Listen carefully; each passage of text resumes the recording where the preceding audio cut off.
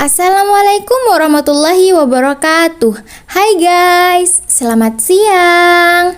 Sebelumnya, perkenalkan kami dari kelompok 4 yang beranggotakan yang pertama Irma Fajriati dengan NIM 049, yang kedua Mahmudi dengan NIM 058, yang ketiga Daryanto dengan NIM 061, yang keempat Putri Mulia Pratiwi dengan NIM 064, yang kelima Ramadan Sofan Sanwia dengan NIM 081, yang keenam Amanda Feriana Putri Pratama dengan NIM 084, dan yang terakhir saya sendiri Winda Widyadana dengan NIM 090. Pada kesempatan kali ini, kami akan mempresentasikan hasil tugas kami dengan judul Teori Modernisasi. Terdapat 6 pokok pembahasan. Yang pertama modernisasi, yang kedua sejarah modernisasi, yang ketiga teori modernisasi, yang keempat kritik dan perubahan teori modernisasi, yang kelima dampak modernisasi, dan yang keenam studi kasus. Baiklah teman-teman, selanjutnya adalah pemaparan materi dari kelompok 4 mengenai teori modernisasi yang disampaikan oleh saya sendiri. Saya Winda Widyadana dengan NIM 090. Saya akan menjelaskan tentang teori modernisasi. Modernisasi adalah suatu proses perubahan dalam skala besar maupun kecil menuju kehidupan yang berkemajuan.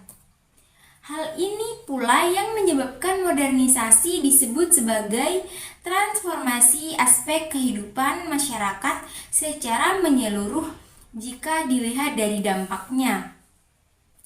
Jika dilihat dari arti kata, modernisasi merupakan bahasa Latin, yaitu modernus.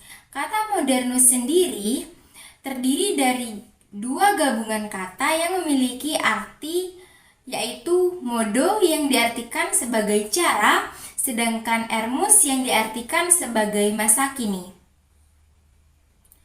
Menurut Hanor Rosenberg, modernisasi merupakan suatu bentuk proses dari tradisi lama menjadi baru atau menuju taraf kehidupan perkotaan, sehingga sifat alamiah pedesaan mulai terkikis dalam kelompok masyarakat.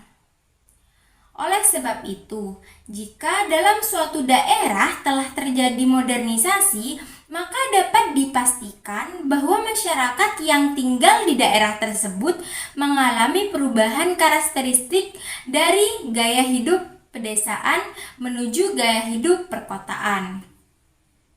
Nah, selanjutnya menurut Sujarno Sukanto juga mengartikan modernisasi sebagai proses yang memiliki jejak kehidupan tradisional ke arah yang lebih maju. Hal ini dimaksudkan bahwa kehidupan tradisional tersebut lama-kelamaan menjadi berubah secara signifikan untuk meningkatkan kesejahteraan suatu kelompok individu. Sejalan dengan penjelasan tersebut, Abdus Syams juga menjelaskan pengertian modernisasi sebagai transformasi kehidupan ke arah peningkatan dalam berbagai aspek yang ada pada masyarakat.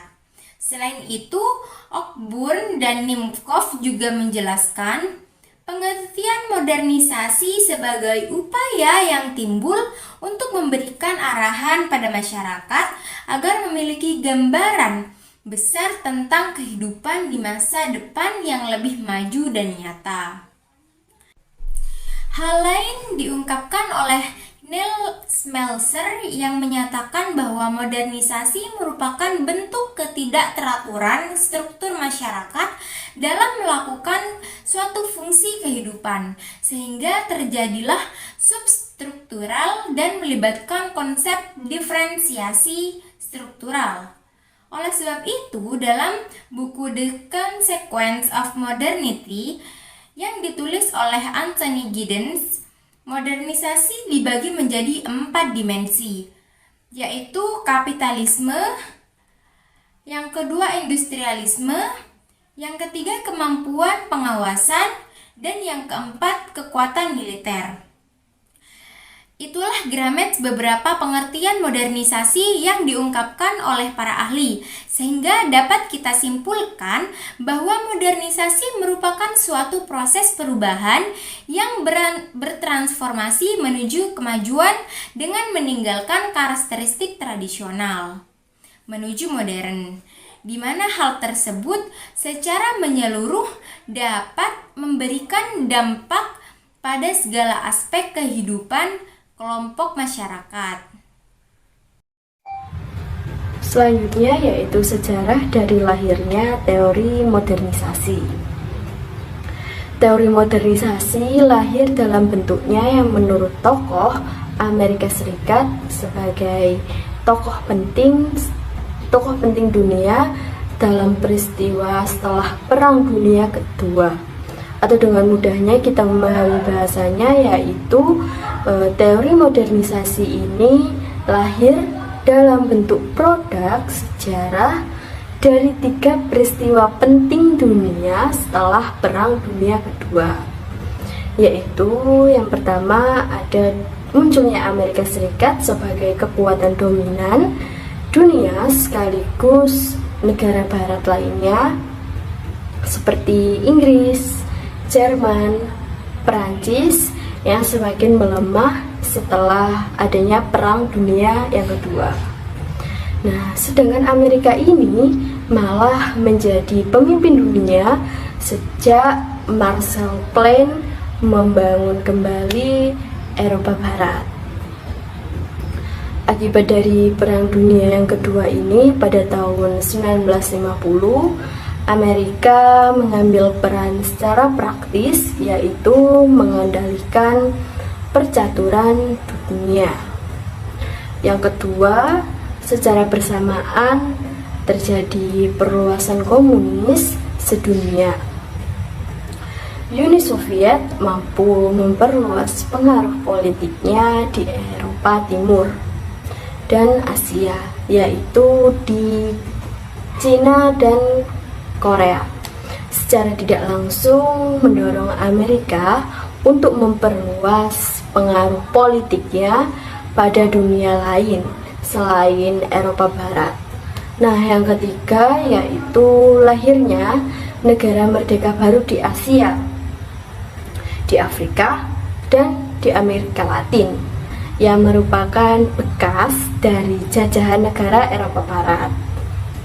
Nah, negara baru ini itu sedang mencari model pembangunan pada masa itu yang hendak digunakan sebagai contoh untuk membangun ekonominya dan juga usaha untuk mempercepat pencapaian kemerdekaan politiknya. Nah, dalam kondisi dunia seperti ini itu bisa dikatakan wajar. Nah, mengapa demikian?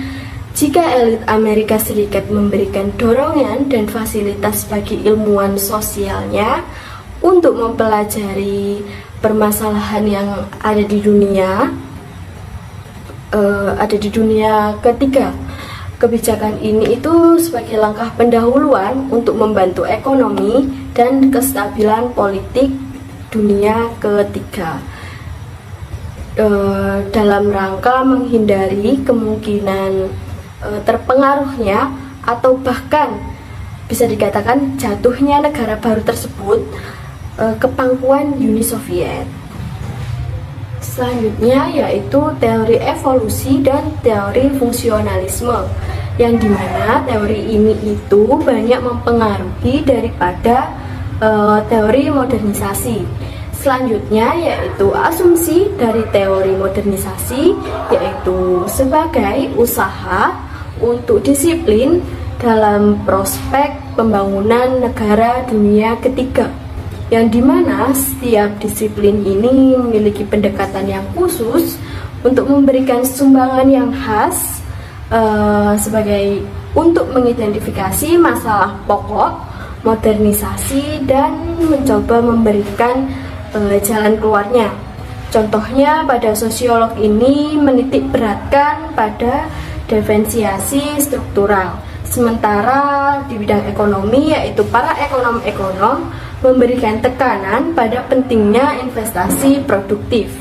Nah, kalau kita melihat dari ahli politik, itu memperlihatkan tentang kebutuhan penguatan kapasitas daripada sistem politiknya.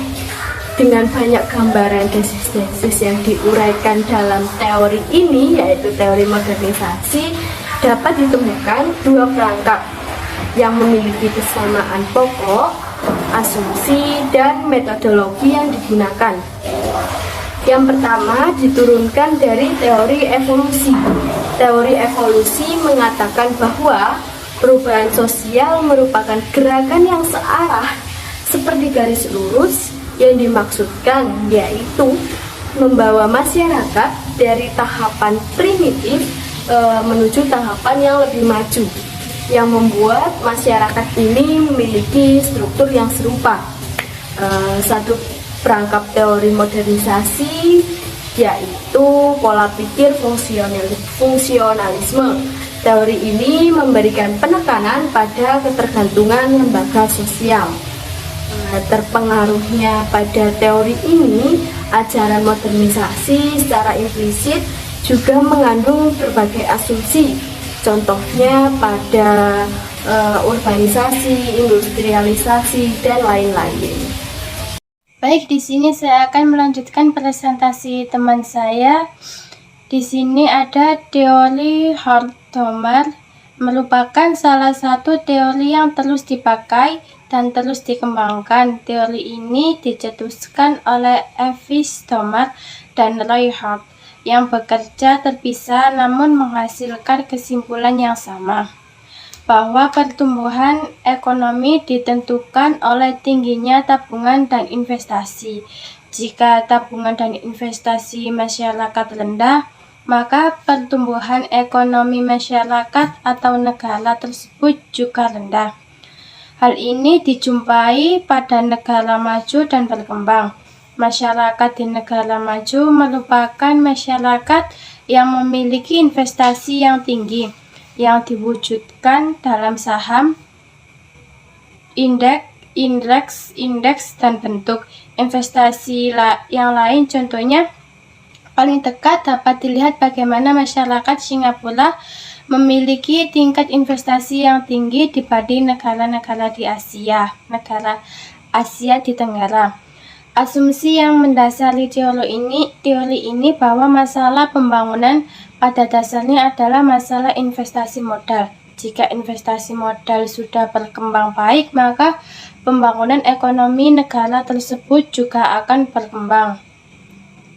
Maka salah satu impleks dalam pembangunan di Indonesia, pemerintah mendorong penanaman investasi dan hal membuat investasi tumbuh subur di Indonesia. Pemerintah Indonesia berpijak dari teori Horkheimer sampai membuat sesuatu lembaga, yaitu penanaman modal nasional. Karena langkah ini dianggap sebagai strategis untuk pertumbuhan dan pembangunan ekonomi. Yang kedua yaitu ada Rostow 5 tahap pembangunan.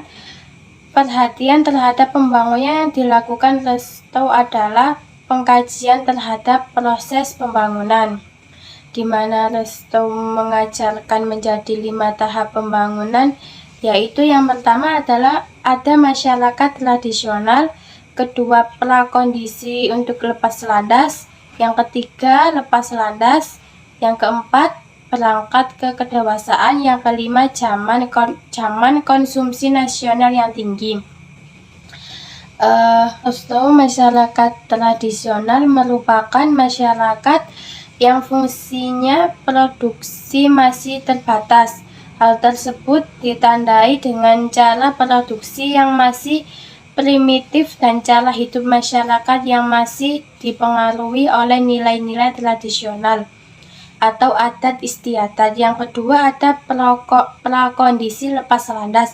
Sebagaimana yang dimaksud Rostow di atas, lepas landas adalah kondisi di mana kegiatan eksplor dan impor ekspor berjalan dengan baik. Dalam tahap ini belum tercapainya ekspor impor yang berlalu banyak, hanya dalam beberapa hal yang menjadikan ekspor dan impor berjalan. Yang ketiga, lepas landas atau tinggi landas. Tahap ini dicirikan dengan pertumbuhan ekonomi yang dinamis. Karakteristik utama dari pertumbuhan ekonomi ini adalah pertumbuhan dari dalam yang berkelanjutan yang tidak membutuhkan dorongan dari luar seperti industri tekstil. Di Inggris, beberapa industri dapat mendukung pembangunan secara umum. Tinggi landas terjadi dalam 2 atau 3 dekade atau bertahun-tahun terakhir. Misalnya di Inggris setelah berlangsung sejak pertengahan abad ke-17 atau di Jerman pada akhir abad ke-17. Pada tahap ini telah tersingkirnya hambatan-hambatan yang menghalangi pertumbuhan ekonomi serta tabungan dan investasi yang efektif meningkat dari 5% menjadi 10% pendapatan nasional atau lebih. Industri mulai berkembang dengan sangat pesat. Keuntungannya sebagian besar ditanamkan ke industri yang baru, dan sektor modern dalam perekonomian pun berkembang. Pada tahap tinggi landas, pertumbuhan ekonomi selalu terjadi pada awal tahap ini. Terjadi perubahan yang drastis dalam masyarakat seperti revolusi politik, terciptanya kemajuan yang pesat dalam investor atau berupa terbukanya pasar baru sebagai akibat dari perubahan tersebut. Secara teratur akan tercapai investasi dan peningkatan investasi yang semakin tinggi ini akan mencapainya laju pertumbuhan pendapatan nasional dan melebihi tingkat pertumbuhan penduduk. Dengan demikian tingginya pendapatan per kapitalan semakin besar. Yang keempat, ada deklar kedewasaan. Setelah lepas landas akan terjadi proses kemajuan yang terus bergerak ke depan. Meskipun kadang-kadang terjadi pasang surut, pendapatan nasional selalu diinvestasikan kembali sebesar 10% sampai 20% untuk mengatasi persoalan pertumbuhan penduduk. Kedewasaan pembangunan ditandai oleh investasi yang terus-menerus antara 40 hingga 60%. Dalam tahap ini mulai bermunculan industri dengan teknologi baru, misalnya industri kimia, industri listrik, merupakan konsekuensi dari kemakmuran ekonomi dan sosial. Umumnya tahap ini dimulai sekitar 60 tahun setelah tinggi landas di Eropa. Terhadap ini berlangsung sejak tahun 1900. Konsumsi massal yang tinggi. Ini merupakan tahap terakhir dari 5 tahap model pembangunan resto. Pada tahap ini, sebagai besar masyarakat hidup makmur, orang-orang yang hidup di masyarakat itu dapat makmur dan keseberangan aman sekaligus. Menurut resto, saat ini masyarakat yang sedang berada dalam tahap ini adalah masyarakat barat atau utara. Melalui 5 tahap pembangunan itu, maka dapat pertumbuhan ekonomi suatu negara dapat dilihat apakah semua proses tersebut sudah dijalankan oleh suatu negara. Dan dasar pembedaan 5 tahap ini merupakan pembedaan dikotomis antar masyarakat tradisional dan masyarakat modern. Resto menyebutkan bahwa negara yang melindungi kepentingan usahawan untuk melakukan akumulasi modal, maka maka negara sudah untuk melakukan akumulasi modal, maka negara sudah mulai menuju pertumbuhan ekonomi yang tinggi. Dalam hal ini nampak bahwa Restow sangat terpengaruh teori Horkheimer tentang tabungan dan investasi. Teori modernisasi dibagi menjadi dua tahap, yaitu teori modernisasi klasik dan juga teori modernisasi yang baru, di mana hal ini terjadi karena adanya beberapa kritikan yang diberikan kepada teori modernisasi yang klasik, yaitu kritik-kritiknya ada 4 yang akan saya sampaikan di sini, yaitu yang pertama, kritik dalam hal gerak pembangunan, di mana teori evolusi tentang gerak dan arah perkembangan masyarakat disangsikan tentang alasan-alasan yang disampaikan untuk menjelaskan mengapa dunia ketiga harus mengikuti arah pembangunan yang pernah ditempuh oleh negara barat. Menurut pengkritik, hal ini terjadi karena para peneliti yang menggunakan teori modernisasi tersebut merupakan bangsa-bangsa Amerika dan juga Eropa, yang mana bangsa-bangsa Amerika dan Eropa ini memiliki kepercayaan bahwa nilai-nilai budaya yang mereka miliki merupakan nilai-nilai budaya yang alami dan yang paling baik di dunia. Dan negara barat merupakan model yang diinginkan oleh negara dunia ketiga. Menurut para pengkritik, kepercayaan superioritas barat ini merupakan gejala dari endosentrisme. Kritik yang kedua yaitu mengenai nilai tradisional. Asumsi teori fungsionalisme tentang pertentangan antara tradisional dan juga modern tidak tepat. Menurut para pengkritik, negara dunia ketiga memiliki seperangkat nilai tradisional yang heterogen, bukan homogen. Sistem nilai negara dunia ketiga ternyata penuh dengan elemen konflik, tidak terlalu stabil dan juga tidak terlalu damai, seperti yang menjadi asumsi dari teori fungsionalisme.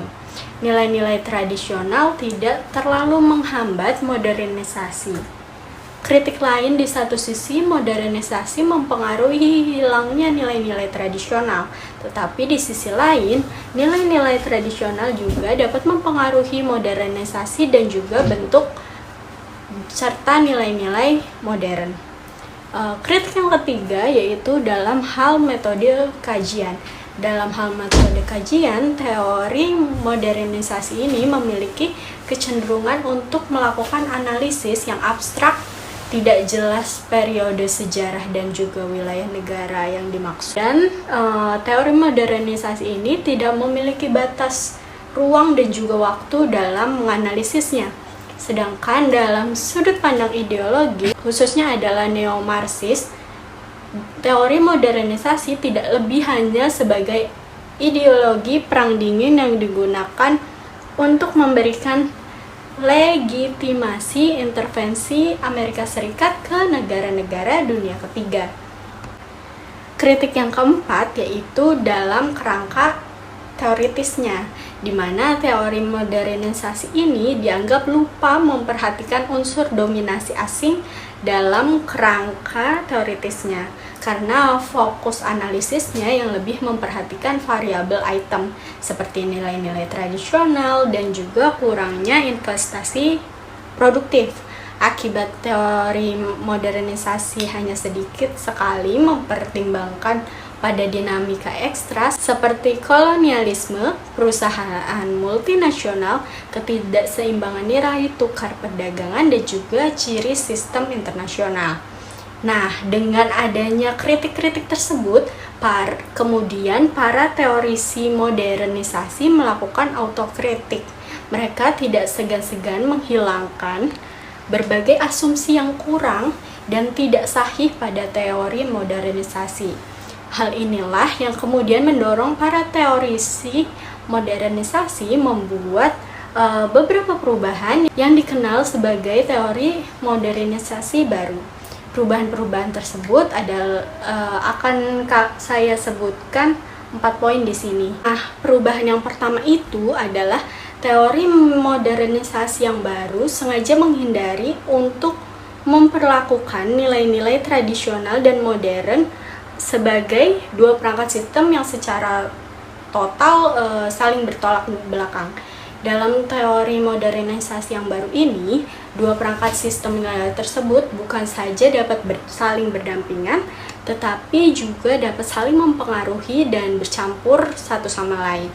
Nilai tradisional dapat memberikan sumbangan positif sehingga teori baru ini memberikan banyak perhatian pada pengkajian nilai-nilai tradisional seperti familisme, agama rakyat, budaya lokal, dan juga lain sebagainya. Untuk perubahan yang kedua bisa dilihat dalam metodologisnya, di mana teori ini tidak lagi bersandar teguh pada analisis yang abstrak dan juga tipologi.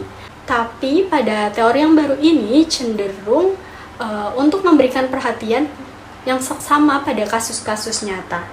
Teori baru ini lebih jernih menanyakan berbagai kemungkinan dan juga sebab, yaitu karena peranata sosial sama memainkan peran yang berbeda pada negara yang berbeda. Untuk perubahan yang ketiga, yaitu sebagai akibat dari perhatiannya terhadap sejarah dan analisis kasus nyata, hasil teori baru ini tidak lagi memiliki anggapan tentang gerakan satu arah pembangunan yang menjadikan negara barat sebagai salah satu model. Sebagai gantinya, teori ini menerima kenyataan bahwa negara ketiga pun dapat memiliki kesempatan untuk menempuh arah dan juga menentukan model pembangunannya sendiri.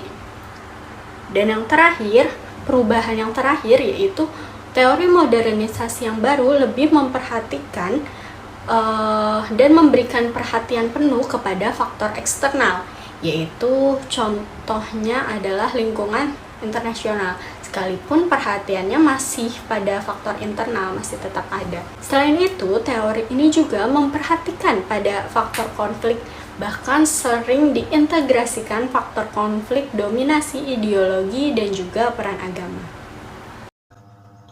Saya akan melanjutkan presentasi, yaitu mengenai dampak dari modernisasi. Modernisasi adalah bentuk perubahan atau transformasi dari keadaan kurang maju atau kurang berkembang menjadi keadaan yang lebih baik dengan harapan akan tercapai kehidupan masyarakat yang lebih sejahtera, makmur, dan juga martabat. Salah satu ciri masyarakat modern adalah sikap yang terbuka terhadap sesuatu yang baru. Ini dialami oleh kalangan anak-anak, remaja, orang tua. Ini berawal dari teknologi yang canggih dan pola tingkah kehidupan di kalangan masyarakat. Budaya dapat diredaksikan menjadi modern, tapi tidak meninggalkan makna dari budaya tersebut. Nah, apa yang dimaksud dampak? Dampak adalah sebab atau akibat. Nah, ada dua dampak di modernisasi, yaitu satu dampak positif dan dampak negatif. Dampak positif, satu, terjadi perubahan pada tata nilai, tata sikap. Perubahan ini terjadi karena masyarakat terbukti memiliki pola berpikir yang berubah dari pola pikir tadi irasional berubah menjadi rasional. Yang kedua, terjadi perkembangan dalam bidang ilmu pengetahuan serta teknologi. Perkembangan ini dapat menyebabkan masyarakat lebih mudah beraktivitas serta dapat mendorong masyarakat untuk berpikir lebih maju. Yang ketiga, terjadi perkembangan pada ilmu pengetahuan juga dapat memberikan bentuk dalam proses modernisasi yang terjadi di dalam masyarakat.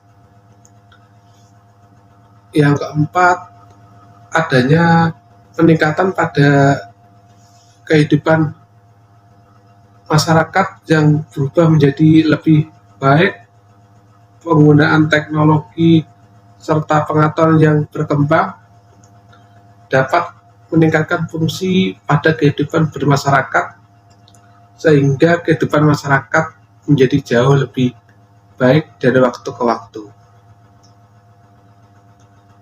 Yang kelima, masyarakat mengalami perubahan perilaku serta cara hidup dengan ilmu pengetahuan serta teknologi yang terus berkembang. Yang keenam, moderasi dapat meningkatkan aktivitas maupun efisiensi pada pekerjaan individu di masyarakat. Yang ketujuh, aktivitas serta efisiensi yang disebabkan oleh moderasi ini memberikan dampak pada proses produksi, sehingga dapat meningkatkan perekonomian di suatu negara. Yang kedelapan, masyarakat akan memiliki sikap terbuka terhadap perubahan maupun memiliki keinginan untuk selalu berinovasi agar mencapai kesejahteraan yang dicita-citakan oleh masyarakat tersebut.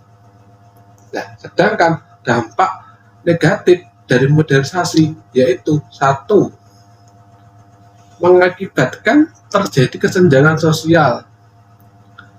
Kesenjangan sosial yang diakibatkan oleh modernisasi ini dapat dilihat melalui adanya fenomena terjadinya kelompok sosial seperti kelompok asongan, pengangguran, pedagang kaki lima, dan lain-lainnya. Yang kedua, menyebabkan menguatnya jurang pemisah antara masyarakat yang berpendidikan dengan masyarakat yang tidak berpendidikan, dapat menyebabkan perubahan pada tatanan sosial yang ada di masyarakat.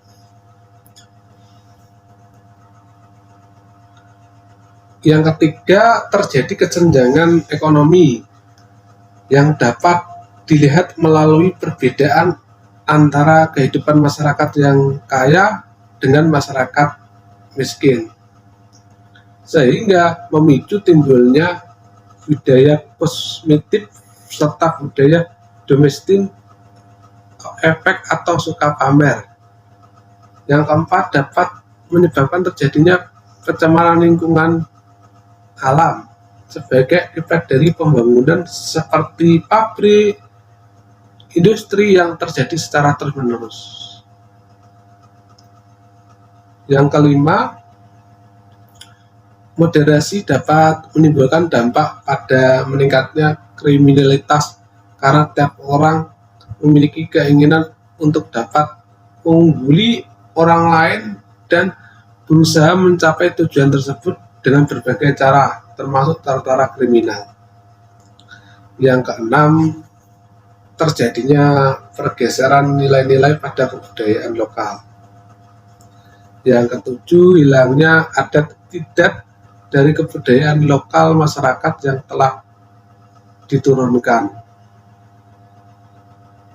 secara turun-temurun serta menjadi salah satu daya tarik dan nilai untuk pada masyarakat. Yang kedelapan, menimbulkan terjadinya bias fascinasi atau penunjangan kepada budaya barat yang berlebihan baik dalam gaya hidup maupun cara pandang seseorang. Yang sembilan, terjadinya kesenjangan teknologi atau digital defektif pada masyarakat. Pada kesempatan kali ini, saya akan menjelaskan studi kasus yang berkaitan dengan teori modernisasi yang terjadi di Kabupaten Banyuwangi. Kabupaten Banyuwangi memiliki spesialisasi aktivitas dan peran pekerjaan masyarakat sebagai salah satu penyumbang kedelai terbesar nasional. Kabupaten Banyuwangi merupakan salah satu daerah pengembangan kedelai varietas unggul baru atau biasa disebut dengan VAB dan perolehan gelar inovasi teknologi dari Kementerian Pertanian. Sesuai perspektif teori modernisasi, penurunan luas panen kedelai di Kabupaten Banyuwangi disebabkan alih fungsi lahan dan persaingan dengan komoditas lainnya yang lebih menguntungkan. Namun, ada beberapa alternatif untuk mengatasi penurunan hasil panen kedelai di Kabupaten Banyuwangi. Salah satu contohnya yaitu dengan cara berinvestasi. Mengapa investasi? Saya akan memberi contoh investasi apa yang mampu membantu meningkatkan hasil panen kedelai di Kabupaten Banyuwangi. Salah satu contohnya adalah pihak pemerintah maupun pihak swasta dapat memberikan modal awal secara langsung kepada para petani. Selain itu, kedua pihak tersebut juga bisa memberi bantuan langsung berupa alat dan mesin yang berteknologi tinggi.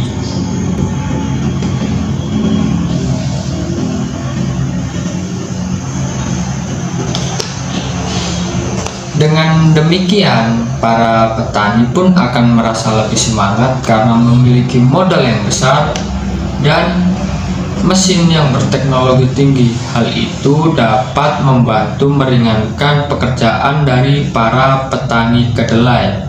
Dengan adanya teknologi yang tinggi dan modal yang cukup, maka bisa dipastikan hasil dari pertanian kedelai akan lebih meningkat. Lalu, apa untungnya untuk pihak pemerintah dan swasta? Dengan investasi tersebut, mereka dapat menerapkan sistem bagi hasil saat musim panen tiba. Dengan kesepakatan yang masuk akal dan bagus, maka hal tersebut akan menguntungkan kedua belah pihak. Sebagai salah satu lumbung kedelai nasional, produktivitas Kabupaten Banyuwangi mencapai 30 kuintal per hektar, melampaui rata-rata produktivitas kedelai nasional yang hanya 15 kuintal per hektar. Dapat dilihat dari tabel di atas. Tabel di atas memaparkan produktivitas kedelai di Kabupaten Banyuwangi, Provinsi Jawa Timur, dan nasional pada tahun 2010 sampai 2015. Dapat kita lihat perbandingan dari tahun ke tahun, produktivitas Kabupaten Banyuwangi selalu lebih tinggi daripada Provinsi Jawa Timur maupun nasional. Sekian pemaparan materi dari saya. Ada kurang katanya, saya mohon maaf yang sebesar-besarnya. Lalu materi akan dilanjutkan oleh teman saya. Mudi dengan NIM belakang 058. Nah, yang dapat saya simpulkan adalah pembangunan tentu akan bertumpu pada proses perubahan sosial. Nah, oleh karena itu, konsep modernisasi merupakan suatu replacement of the frontier. Yang perlu dicari modernisasi adalah merupakan suatu transformasi secara menyeluruh dari masyarakat finish, dari masyarakat tradisional ke masyarakat maju atau mundur. Nah, teori modernisasi yang dikembangkan oleh beberapa ahli sebagaimana telah dibahas adalah merupakan instrumen dalam memahami masalah-masalah pembangunan. Nah, teori terbuang dan investasi yang dikembangkan oleh Hairul menitipkan pada pertumbuhan ekonomi. Nah, dalam mencapai pertumbuhan ekonomi, maka tabungan dan investasi perlu dinaikkan. Nah, teori dekogram berprestasi dari David Max Klasnet yang bertumpu pada asumsi bahwa produk untuk berprestasi tidak sekedar untuk meraih imbalan, material yang besar, namun orang yang asetnya yang tinggi, yang memiliki kebutuhan untuk berprestasi akan mengalami keputusan bukan karena mendapatkan imbalan dari hasil kerjanya tapi karena hasil kerjanya tersebut dianggapnya sangat baik. Teori ekonomi Rex Tortnat bertumpu pada 5 tahap fastness masyarakat tradisional. Prakondisi untuk lepas landas bergerak ke arah kedewasaan dan zaman konsumsi massa yang tinggi. Sebagai faktor-faktor non-ekonomi yang dikembangkan oleh Beth F. Hotlis adalah merupakan faktor dari kondisi lingkungan yang dianggap penting dalam proses pembangunan. Sekian dari saya. Assalamualaikum warahmatullahi wabarakatuh. Akhirnya kita telah sampai di penghujung presentasi. Sebagai penutupan, izinkan saya untuk menyampaikan satu pantun sebelum mengakhiri presentasi ini. Nasi goreng rasanya gurih, dimakan di kota Batu. Kuucapkan terima kasih atas semua kasih dan perhatianmu. Sekian presentasi dari kelompok kami, kurang lebihnya mohon maaf yang sebesar-besarnya. Semoga pemaparan materi ini berguna untuk kita semua. Wassalamualaikum warahmatullahi wabarakatuh.